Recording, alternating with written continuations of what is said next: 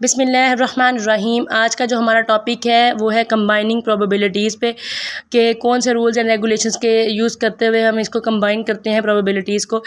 This rule state that probability of outcome A, सबसे पहले आपने इसको अंडरस्टैंड करना है। सबसे पहले probability of outcome A occurring from one event, एक इवेंट से अकर हुई है, and outcome B occurring from second event, यानी कि यहाँ पर दो इवेंट्स हैं। जो ए है वो अकर हुई है वन इवेंट से और जो बी है वो अकर हुई है सेकंड इवेंट से। ठीक है, is the probability of outcome A, जो आउटकम ए की प्रोबेबिलिटी होगी, यानी कि ये जो हमारे पास ए है जो वन इवेंट से आया है उसकी जो प्रोबेबिलिटी होगी, मल्टीप्लाई करेंगे उसको प्रोबेबिलिटी ऑफ आउटकम बी, यानी कि जो सेकंड इवेंट से बी की आउटकम आई है हमारे पास और यहाँ से ए की आई है, ए और जो बी है इनकी जो प्रोबेबिलिटीज़ आ रही हैं उनको हम आपस में मल्टीप्लाई कर देंगे तो ये बेसिकली कंबाइनिंग प्रोबेबिलिटीज़ कहलाती हैं।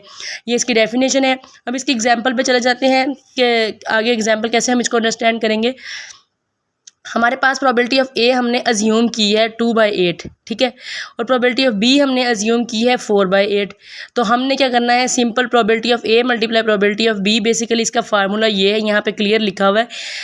2 4 ज़ा 8, 8 8 ज़ा 64। इन दोनों को वैल्यूज़ जो हमने ऊपर लिखी थी इन दोनों को हमने यहाँ प्लग किया, प्लग करके मल्टीप्लाई किया तो ये आंसर आया।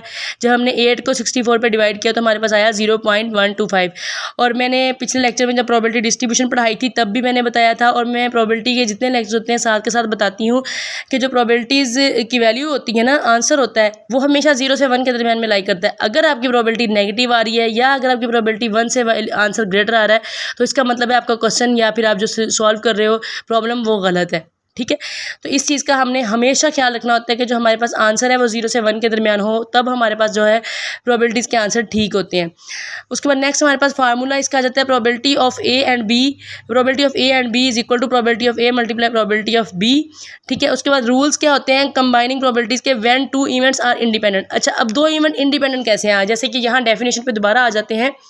हमने कहा पहला जो आउटकम है वो 1 इवेंट से आएगा, पहले इवेंट से आएगा, ठीक है, और दूसरा जो आउटकम है बी जो है वो सेकंड इवेंट से आएगा।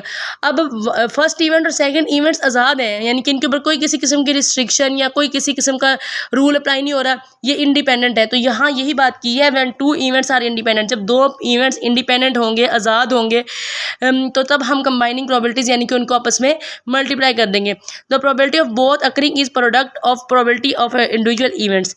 यहाँ तक बिल्कुल जो हम बात ऊपर करके आ रहे हैं सेम वही बात है कि ये बहुत अकरिंग होते हैं, प्रोडक्ट इनका ले लेते हैं हम, और प्रोबेबिलिटी ऑफ इंडिविजुअल इवेंट्स जो ये इंडिविजुअल होते हैं इनका हम प्रोडक्ट ले लेते हैं। बस यहाँ पर ये सिंपल बात है।